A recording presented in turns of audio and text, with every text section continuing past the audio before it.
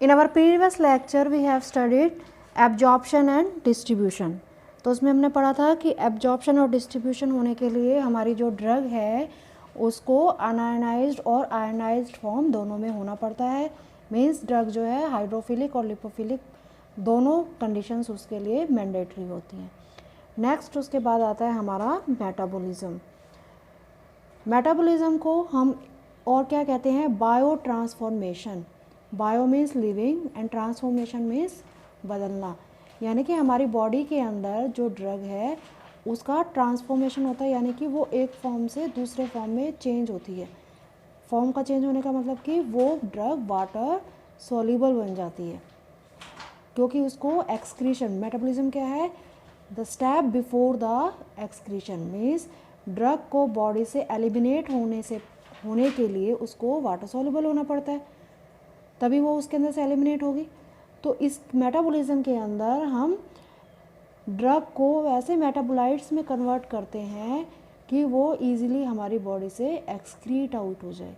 तो हम क्या कहेंगे, metabolism is to make drug water soluble to excrete out with urine और फेसेस। अब जो ड्रग है वो पहले क्या होती है, लिपिड सॉल्युबल यानी कि लिपोफिलिक होती है, जैसे कि हमने पिछले लेक्चर्स में भी देखा है। उसका जब बायो ट्रांसफॉर्मेशन होता है तो इनसॉल्युबल जो ड्रग है that converts into water soluble means वो पोलर हो जाती है, वाटर सॉल्युबल, फिर वो किडनी में चली जाती है और वहाँ किडनी से वो एलिमिनेशन उसका हो जाता है, यानी कि एक्सक्रीशन हो जाता है। अब जो ये मेटाबोलाइट्स हैं, मेटाबोलाइट्स क्या हैं, जो हमारे ड्रग पोलर फॉर्म में आ गई है, वो होती कैसे है, कैसे बनती हैं, उसके क्या क्या स्टेप्स होते हैं। तो सबसे पहले है इनएक्टिवेशन। इनएक्टिवेशन में क्या होता है, conversion of active drug into inactive form after metabolism, यानी कि जो हमारे ड्रग की एक्टिव फॉर्म है उसको इनएक्टिव फॉर्म में कन्वर्ट कर दिया जाता है।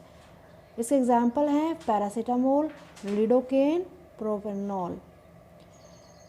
सेकेंड है active metabolite from active drugs, यानी कि conversion of active drug to active metabolites. इसके अंदर ड्रग भी एक्टिव है और जो मेटाबोलाइट है वो भी एक्टिव है, लेकिन वो पोलर है।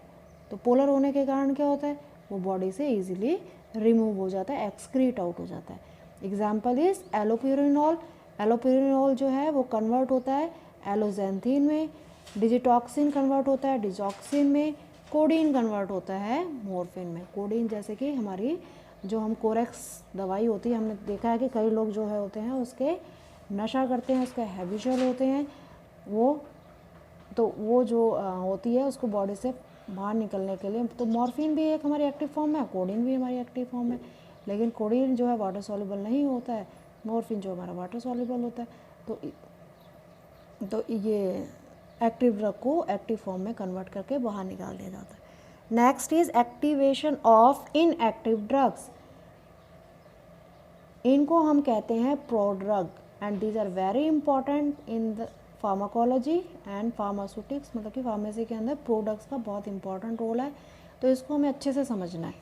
प्रो का मतलब क्या होता है, पहले, यानी कि ड्रग जो है जब हम उसको लेते हैं बॉडी में, जब हम उसको एडमिनिस्ट्रेशन करते हैं तो उस टाइम पे जो ड्रग होती है वो इनएक्टिव फॉर्म में होती है, और जब वो बॉडी के अंदर चली जाती है तो एज पर रिक्वायरमेंट वो जो है एक्टिव फॉर्म में कन्वर्ट हो जाती है। तो हम कह सकते हैं एक्टिवेशन ऑफ इनएक्टिव ड्रग्स, इसके अंदर ये होता है। अब फर्स्ट पॉइंट को हम डिस्कस करते हैं, इनएक्टिवेशन। फॉर एग्जांपल हमने ओरल रूट लिया, ओरल माउथ में हमने कुछ टैबलेट रखा, वो ईसोफेगस के थ्रू कहाँ चला गया, स्टमक में चला गया। अब स्टमक के अंदर दो चीज़ें होंगी, अगर ड्रग सॉलिड है तो उसका डिसइंटीग्रेशन होगा, और अगर ड्रग लिक्विड है तो वो डिज़ोल्व हो जाएगी सिंपली। और अगर सॉलिड है, डिसइंटीग्रेशन होकर फिर वो भी डिज़ोल्व हो जाएगी।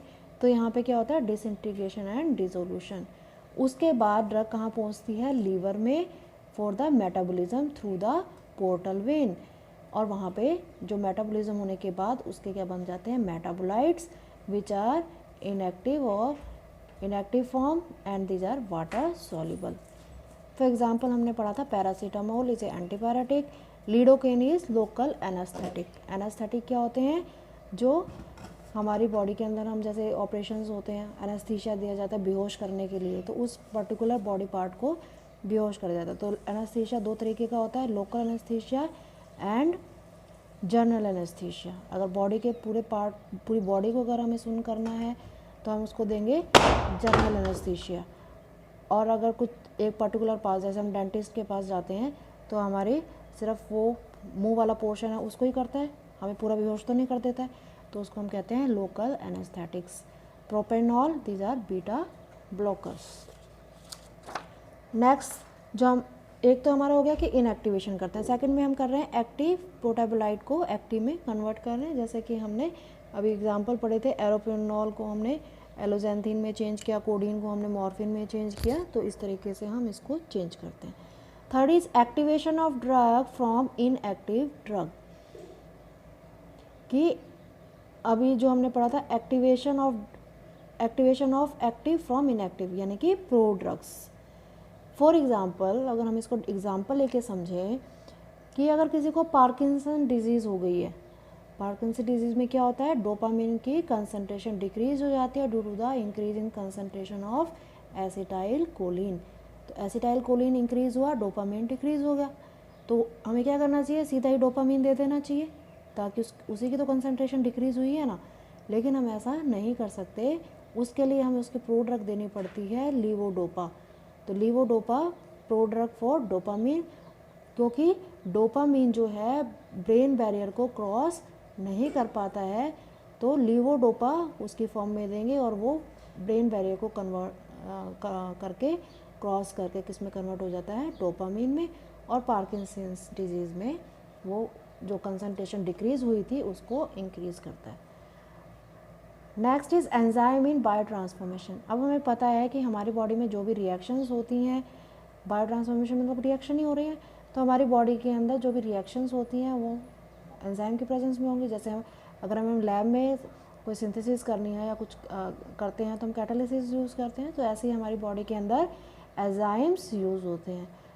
अब बायो ट्रांसफॉर्मेशन के लिए दो तरीके के एंजाइम्स यूज़ होते हैं, एक होता है microsomal enzyme and second one is non microsomal enzymes. Microsomal enzyme present in liver microsomes and its need NADPH and oxygen for activation. Non-microsomal enzyme present in mitochondria, cytosome of liver cell and its also need is NADPH. तो these are two types of enzyme. तो microsomal नाम से ही हमें पता चल जाता है कि ये माइक्रोसोम्स पोर्शन में होता है, नॉन माइक्रोसोमल हमें नाम से ही पता चल रहा है कि ये नॉन माइक्रोसोमल पार्ट्स यानी कि माइटोकॉन्ड्रिया एंड साइटोसोम होता है, लीवर का पार्ट, उसके ऊपर प्रेजेंट होते हैं। Now is importance of metabolism. Importance क्या है, to convert the drug in active form. Second, drug convert into polar form which is essential for elimination. For example, first का अगर हम एग्जांपल लेते हैं, जैसे हम प्रोटीन खाते हैं, अब प्रोटीन जब हम खाते हैं तो वो एज इट इज़ हमारी बॉडी के अंदर एब्जॉर्ब नहीं हो जाता है, वो पहले क्या होता है अमीनो एसिड में ब्रेक डाउन होता है, क्योंकि amino acid is the unit smallest unit of proteins and this amino acid is used by the cell for its working. तो यानी कि ड्रग को या प्रोटीन को या जो भी हम खाते हैं वो छोटे छोटे पार्टिकल्स में ब्रेक डाउन होता है, जो भी जिससे भी वो बना होता है, देन वो हमारी बॉडी में एब्जॉर्ब होता है और हमें वर्किंग में हेल्प करता है।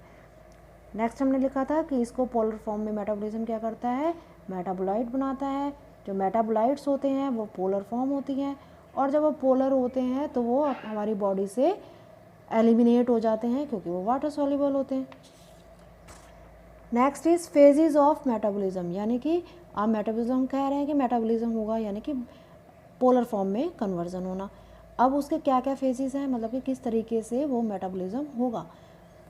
फेज का मतलब the steps involve during conversion of drug into metabolite, यानी कि कौन कौन से स्टेप्स होंगे कि जिससे, या कौन कौन सी रिएक्शंस होंगी कि जिससे हमारी जो ड्रग है उसको पोलर फॉर्म में कन्वर्ट किया जाए और वो हमारी बॉडी से एक्सक्रीट आउट हो जाए।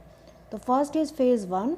फेज़ वन दो तरीके का होता है, नॉन सिंथेटिक रिएक्शन बोलते हैं या फिर उसको नॉन सिस्टमेटिक बोलते हैं।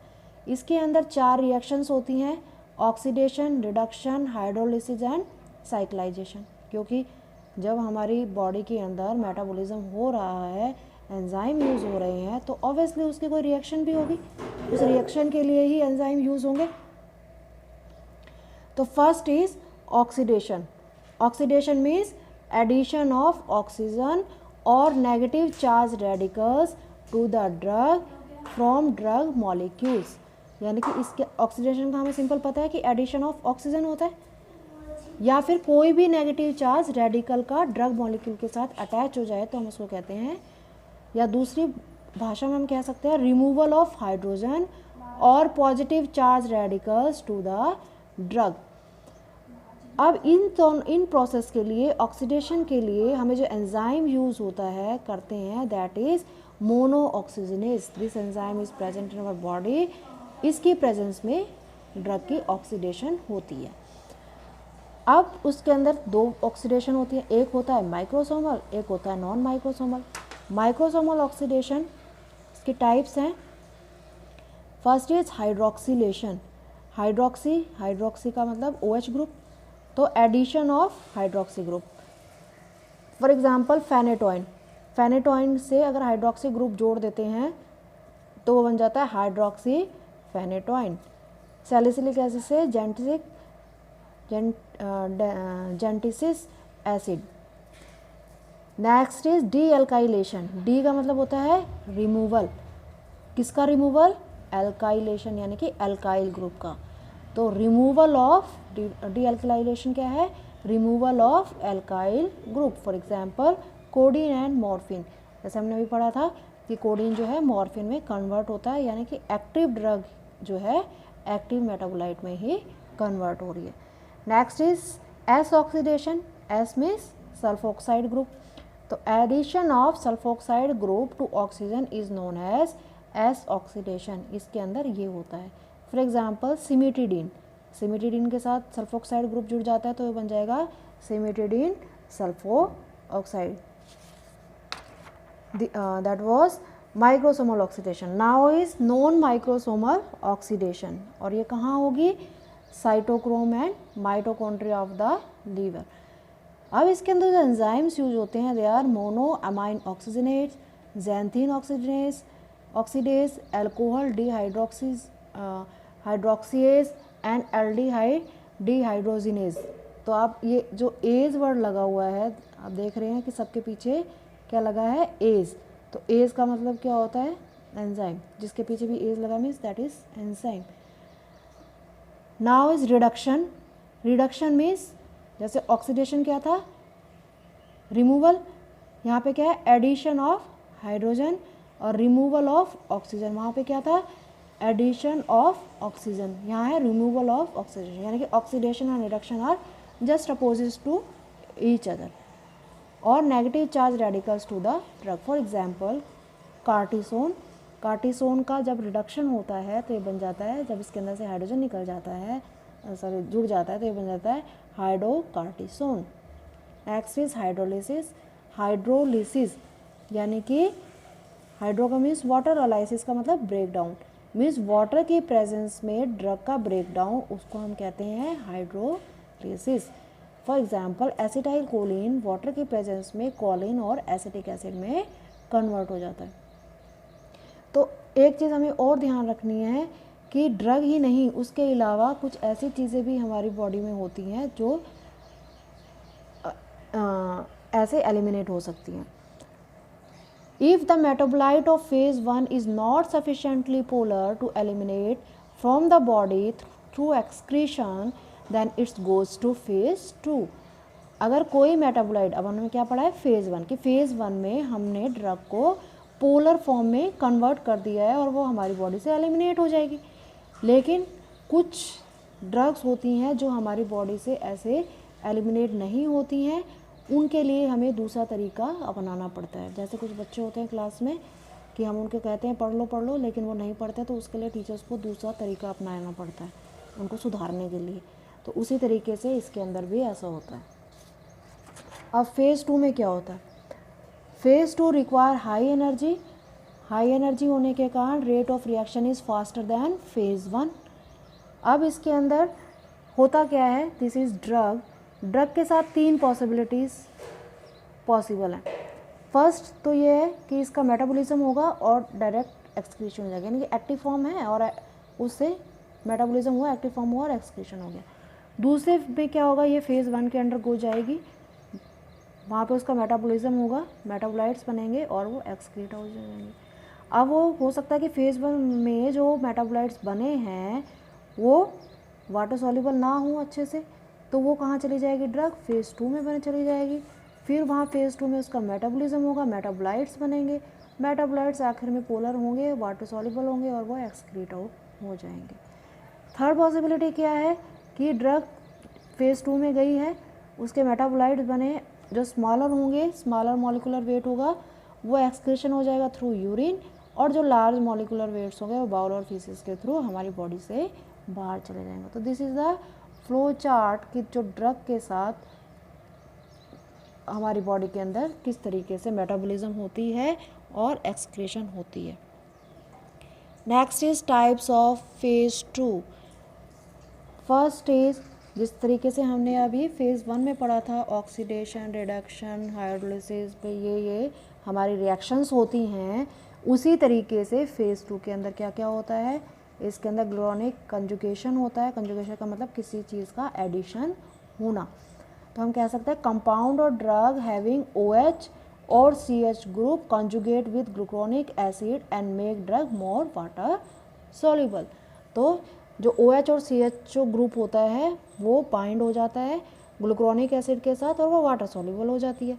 For example aspirin, paracetamol, diazepam. जैसे एस्पिरिन हमें पता है कि एंटीकोआगुलेंट है, PCM है, एंटीपायरेटिक है, डायज़ेपाम जो है एंटी एंजाइट। अब कुछ ड्रग तो हमारी ये हो ही रही हैं, लेकिन जैसे बिलीरुबिन और स्टेरॉयडल हार्मोन्स जो होते हैं वो are not drugs but undergoes phase 2 for elimination. जैसे बिलीरुबिन, जो बाइल्स के अंदर बिलीरुबिन हमारा प्रेजेंट होता है, जैसे आपने देखा भी होगा कि जैसे ही बच्चा पैदा होता है उसको बिलीरुबिन कह देते हैं कि उसको पीलिया हो गया। तो एक्चुअल में पीलिया क्या होता है कि उसके अंदर बिलीरुबिन ज़्यादा हो जाता है और वो बॉडी से एक्सक्रीट आउट नहीं हो पाता है, जिसकी वजह से उसकी कंसंट्रेशन बॉडी में इंक्रीज़ हो जाती है और बच्चे को जॉन्डिस हो जाता है, यानी कि पीलिया हो जाता है। तो बिलीरुबिन और स्टेरॉयडल हार्मोन्स जो होते हैं ड्रग के अलावा ये भी ऐसे हैं जो फेज़ 2 से एलिमिनेट होते हैं। नेक्स्ट जो रिएक्शन है दैट इज़ फेज़ 2 की जो नेक्स्ट रिएक्शन है दैट इज़ एसिटाइलेशन। एसिटाइलेशन का means addition of acetyl group.